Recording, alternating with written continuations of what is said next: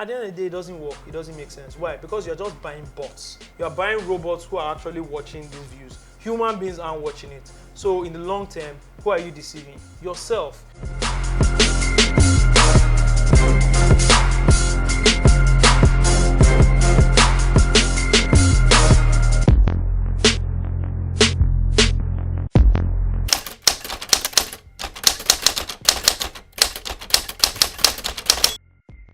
There's this popular myth, right, in the Nigerian music industry that the numbers we see on YouTube are not correct. The Nigerian artists have been tweaking the numbers in favor of their brand for years.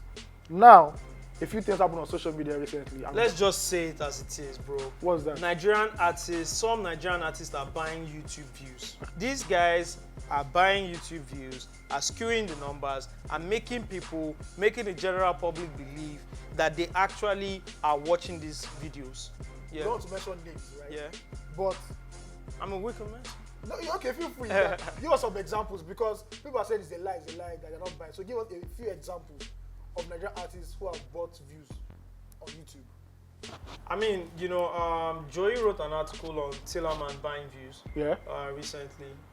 We looked at the statistics. It's very easy to check who's buying views, on YouTube. All you need to do is just check the statistics. What is the length of growth across time? Okay, either cumulatively or, by daily. You could actually check if there is, a spike, an unreasonable spike that drops almost immediately after 24 hours. Obviously, you've got the views. It means that you populated, the view section, within a very short period of time. And just after that time, the bar drops again. It means that nobody's watching. So you packed all those numbers, then nobody's watching after that time. Like, it doesn't make sense, right?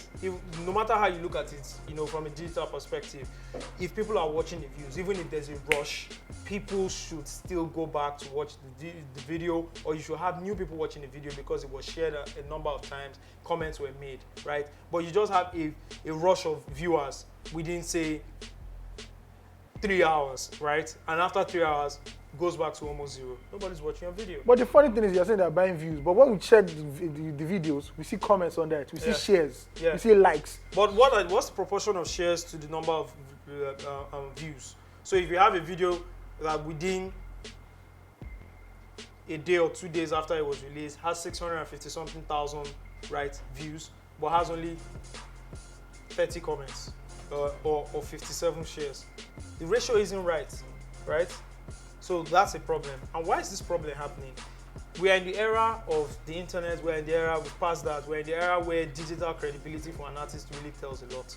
How many followers you have on Instagram, how many followers you have on Twitter, how many YouTube views are you getting on your videos, how many followers do you have on Facebook, how many people are watching your videos on Snapchat. Digital credibility now tells a lot for Nigerian artists and artists generally. This is what the brands resonate with. This is what the brands actually check. And the more the views you have, the more numbers you have, higher the probability the brand gets to work with you. Yeah. Okay. Shout out to Drew Sound City. Was also telling me that what they do is also check how many views a video has, that can directly or indirectly translate to how much airtime the person will have on terrestrial TV. So this is why these artists are actually increasing the numbers. Okay, so should we now blame these brands and these so-called TV stations for influencing Nigerian artists to buy views on YouTube instead of them growing it organically? See, at the end of the day, growing your brand organically always sells. Growing your brand organically in the long term always helps you. The problem a lot of Nigerian artists have is that they always want to accelerate their growth, right? You just came into the game, you dropped your first song in January. By June, you want to rub shoulders with Two-Face. You want to rub shoulders with Wizkid and Davido. You want to climb the same stages with them. Not knowing that, growing your brand organically and taking your time to actually understand the game, build yourself, develop yourself as an artist is the proper structure. Now they have all this pressure when they've made a huge noise about maybe the first single they dropped. Say they signed with a record label. The record label gave them an SUV, right? Yeah. Now they've dropped their new single. They are trying to convince the whole world, including these brands, that their single is actually selling or the song is bigger than what it is. This is the pressure they carry on. Say you're lucky, your first video or your first song actually gets, you know, some Buzz. you know, some buzz, you know, around the country. You now have, but just because you've made so much noise and you've made a big deal out of something that is average or a bit above average, right? You now are pressured to deliver the same thing or deliver better. This is what pressures a lot of artists to go and buy views on YouTube, to buy followers on Twitter and on Instagram. At the end of the day, it doesn't work. It doesn't make sense. Why? Because you're just buying bots. You're buying robots who are actually watching these views. Human beings aren't watching it. So in the long term, who are you deceiving? Yourself. Because if you say you have a video that's, you know, on YouTube that has 1 million views, and you watch people have watched it a million times, so you have 1 million views in less than 5 days or in less than 7 days, right? You have robots who watch maybe 80% of those views. You're deceiving yourself because you only have 20% of those fans who you should really be focusing on, but you're actually focusing on a big scale. So who is deceiving who here? In the long term, the artists always get to lose. But can we fault these artists? Because the Nigerian music industry is a short-term industry. It goes for the short plan. Do you blame these guys for saying, you know what, I don't care, the exposure I have is very limited. Let me do what I can do right now and make the best out of it? But I can count a lot of artists who haven't bought views and are steadily progressing. A perfect example, we've always said this on Facts Only, is Files. Files came up with his 50k views. Some of his videos, 50k views. Maybe Pool Party went from 50k views to 70k views, gradually building it. Right now, Files is not even getting 20 million views on his videos. He doesn't have 20 million views. Why isn't he buying views? He was the hottest rapper in 2016, right? He, of all people, should have the right to say, you know what, I should buy maybe 5 million extra views to push up, you know, so I can rank with all these other guys. But no, he's still working on it, focused to build his brand organically.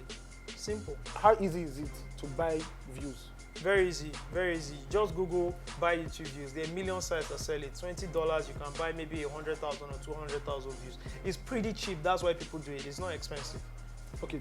Now we've already said, oh, it's not good to do this, not to do that. What can an upcoming artist do to get those views? Because he still needs those views at the end of the day, no matter what. That's how you judge your success, your growth in the industry. What can a Nigerian artist do to get those YouTube views going? First of all, don't be pressured to grow organically. Once you understand that if you drop your first video and you have 5,000 views, you're fine with it. Because, you know, this is the level at where I am. It's recognize, understand yourself, do an appraisal and know where you are. A lot of Nigerian artists, because they've accelerated their growth, right? And we are calling them B-list stars. People who are maybe D-list or C-list or even E-list, whatever, right? They say they're B-list stars. But how can you be a B-list star? How can you be popular? How do you want us to treat you like a superstar when you can't perform for more than 30 minutes on stage? Not even 30 minutes, you can't perform up to 30 minutes on stage. There are a couple of artists right now that we believe, right, are bigger than what they are, but can't do more than 5 minutes on stage because they only have 2 songs or they only release 1 song in a year. That's messed up, bro. So these artists should understand, first of all, let me grow organically. Where am I as an artist? How many fans do I have? Original fans, right, on my platforms. Let me focus with these guys. If you're an artist, an upcoming artist, and you only have 300 fans, right, cater to 300 fans and start thinking of building your 300 fans to 600, then to 1,800, then to 3,000, and keep building it like that. One day you get to 1 million. Same thing with your videos. Just have the content. Let the content be interesting. Let the content be exciting. Because we've seen a lot of fashion in fans.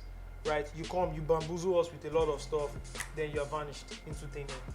So focus on being an organic artist, growing organically. 2, try to understand your fan base and appeal to your fan base alone. I see a lot of rappers out here trying to appeal to Wizkid's fan base. Some, you know, artists are trying to appeal to Davido's fan base, but that's not who they are. So understand, define your fan base and try to grow your fan base. Then try to always give us fantastic content that people always watch. It will grow. Asha played at Alonge for years, right? Maybe 12 people just sitting there. 12 people, 13 people. But she grew. She grew from there. Started. Asha was at Star Quest with Casey Fresh and what's the name of this guy? Clink the Drum, and came 3rd. Casey Fresh won. Right? Where's Asha today? She's grown beyond, you know, what we could even imagine. It is your organic growth. Very important. Facts Only. Hey, thanks for watching. Check out more Facts Only. And don't forget to leave your comments behind.